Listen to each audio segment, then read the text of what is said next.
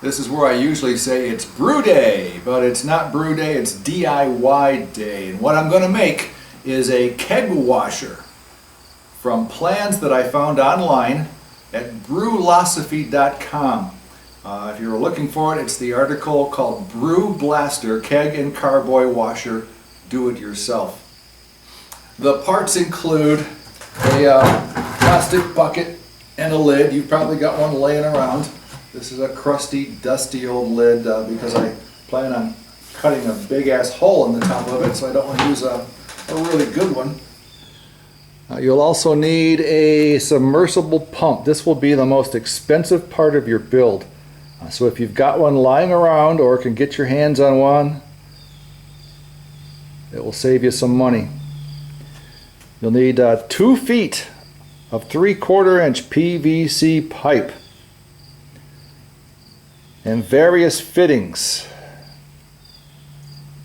Tee fittings, threaded fittings. They're all listed on the article at brewlosophy.com. And because I plan on incorporating a post and dip tube cleaner into this setup, I got some 3/8 inch inside diameter vinyl tubing and various fittings. 3/8 inch barbed adapters of various kinds. Don't forget to get PVC cement to glue all this mess together. You'll need some tools as well. I'm going to start with a Stanley knife and a hacksaw to cut my pipe. I'm going to have to cut 2 inches off of this this PVC pipe. And that's about all you'll need to build a keg washer. Now the first thing I'm going to do is cut a hole in my bucket lid.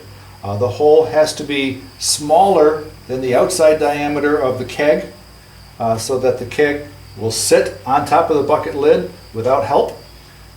So ideally I'd like to maybe draw inside the handles, but it's kind of hard to get a pen or something in there to draw.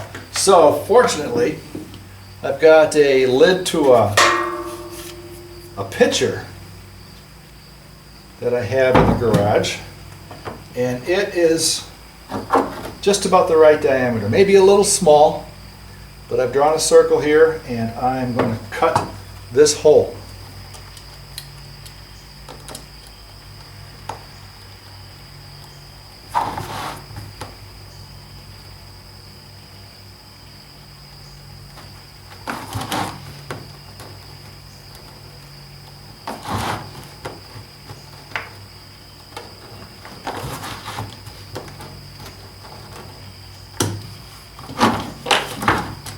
Not coming out as neat as I hoped, but it's also not as difficult as I feared.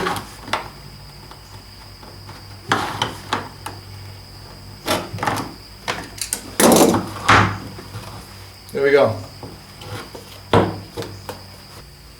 Now the other cut I have to make is to relieve the edge of the bucket here. Just put a little notch for this cord to hang over and still be able to seal the bucket. So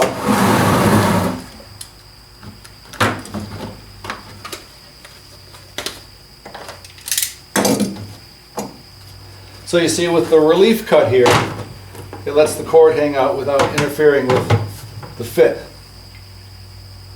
Now, to start cutting some PVC to fit the wash wand on here. You'll need to measure and mark 2 inches off one end of your PVC pipe.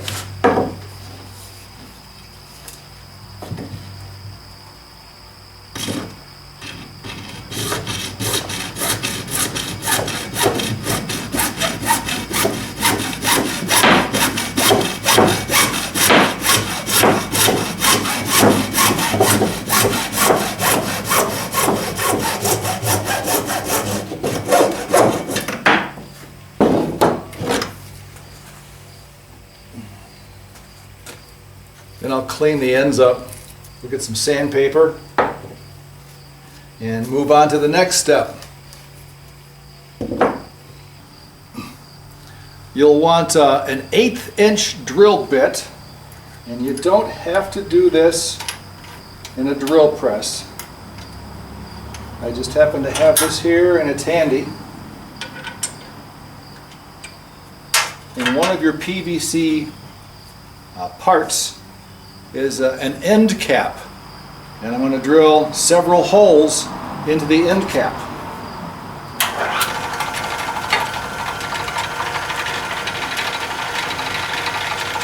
Where you drill them isn't critical.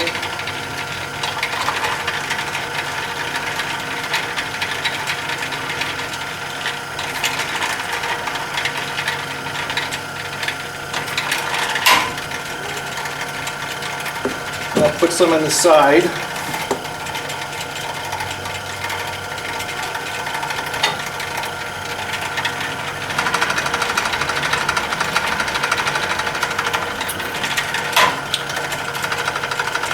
All right, I'm not sure how many that is. 1, 2, 3, 4, 5, 6, 7, 8, 9, 10, 11 holes. All right, now it's time for a little bit of assembly. I'll set these parts aside because we don't need them yet. I'll set this aside too, and we'll talk about this later. Home Depot.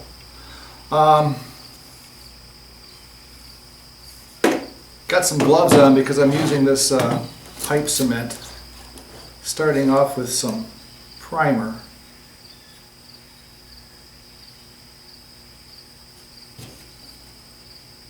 I'm dripping it on my table, aren't I? Yep, I should get some paper towel. All right, after the primer, I really don't want to spill this. Glue.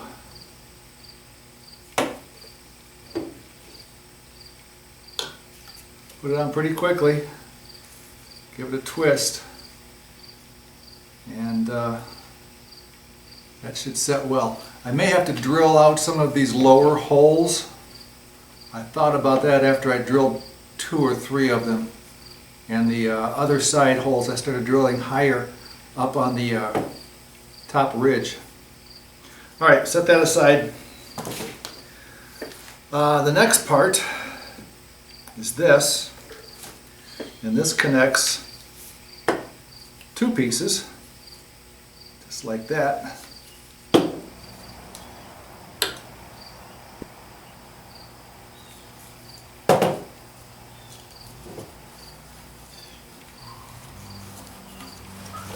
So this is the main body of the carboy washing wand. You've got your holes here which will create a spray to clean your carboy. And this is as far as I can go because of this piece. It doesn't even want to stay in my hand. This is supposed to connect to this pipe. You see, that ain't going to happen. And the end of it is supposed to go on the submersible pump. Home Depot sent me the wrong part, and I know I ordered the 3/4 inch because I've got the receipt and I've got the order that I made online. This is 1/2 inch. It ain't gonna work. So thank you, Home Depot, for throwing a roadblock into my build here. When you're cleaning your kegs, you don't want to neglect your post and your dip tube. If you've never taken your dip tubes and your posts apart and done a thorough cleaning of your kegs, you might want to do that and just take a look at how much crud there is, especially in the dip tube. You're going to be surprised and maybe sickened. It's a lot. After you take a look at that for yourself, I don't think you'll neglect cleaning those ever again. So that's what this second adaptation of the keg cleaning wand is all about. That's what this tee is for. In this tee, you use this adapter. It adapts the threads. I don't know the names of them. They're 3/4 inch, but they're different different type threads. It adapts the threads from here, from the PVC pipe, to garden hose type threads. And you want to be careful with these because you don't want to cross thread them. They're plastic. And that's where this whole stethoscope looking contraption comes into play. Around. These connect to your keg, gas in and beer out lines. And while this thing is spraying the inside of your keg, your dip tube and your posts are getting cleaned as well. 24 hours after I began, and one trip to Home Depot, I got the correct coupler. This is the 3/4 inch PVC coupler with 3/4 inch threads on the other end. And I picked up a swivel connector. And what this does, again, thread tape's not necessary, this is going to be underwater. This allows you to connect it without having to spin the whole thing around. Just a luxury, you don't have to have that piece. There we go. And it's all done, let's test it out.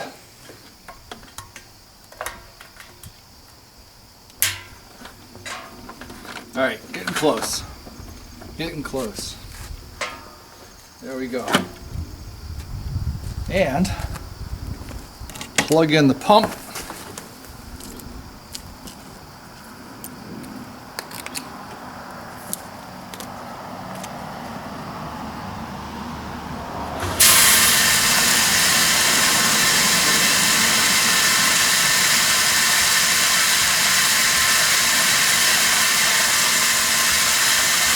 Some water splashing out on top of the lid, but it's going back in.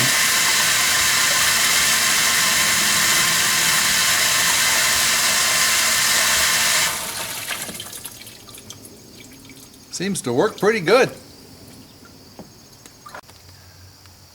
I think I'm going to like this. I tend to create an awful mess in the basement washing kegs and carboys. Our utility sink is rather shallow and it tends to splash a lot. I can bring these outside, let them go, and not worry too much about making a mess. I could probably even use this inside without making too much of a mess.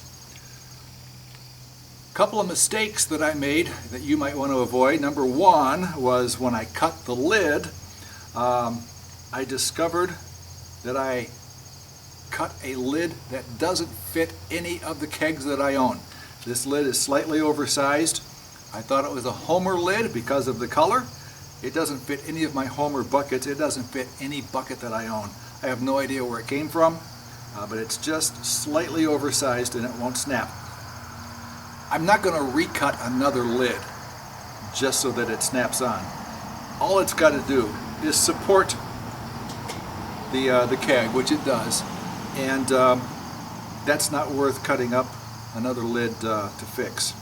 The second thing was I did not confirm that all the parts that I ordered and picked up were the correct parts. I had one that was the wrong thread size and I had to go back to Home Depot and exchange that.